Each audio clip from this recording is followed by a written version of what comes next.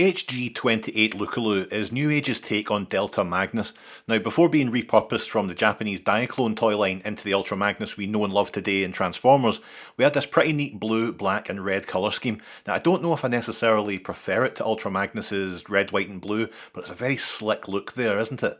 I did like the box art an awful lot, and that tagline, the super obvious truth of slaughter, you just can't beat that kind of thing.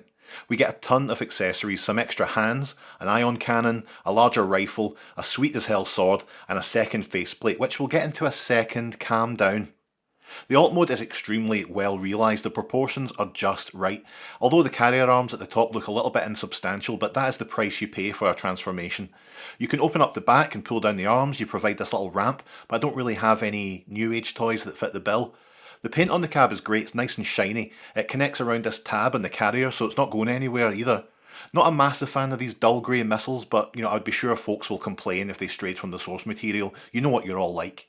Transformation is very New Age, and by that I mean it's small and feels very fiddly at first until you learn the secrets. Once you've played around with it, you're laughing, but I've always felt a little bit lost when I first handled their stuff. There's enough going on that I'd be happy enough with this being scaled up as a regular Optimus Prime.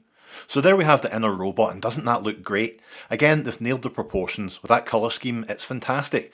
The only problem is you can't really pretend it's Optimus Prime's ghost, like I used to with Ultra Magnus back in the day, and also now as a 39-year-old. I'm really taken with it, get this ion blaster on, and yeah, I'm really happy with that. It's superposable, it's well balanced too.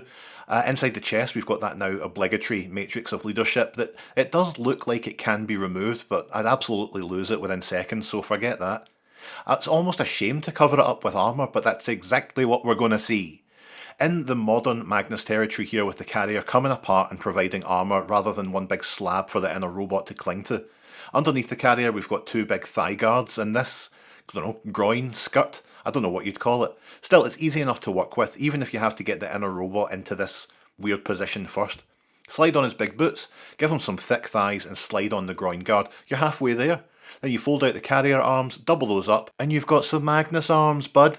All combined, it looks great. A lovely complement to the other New Age toys that I have.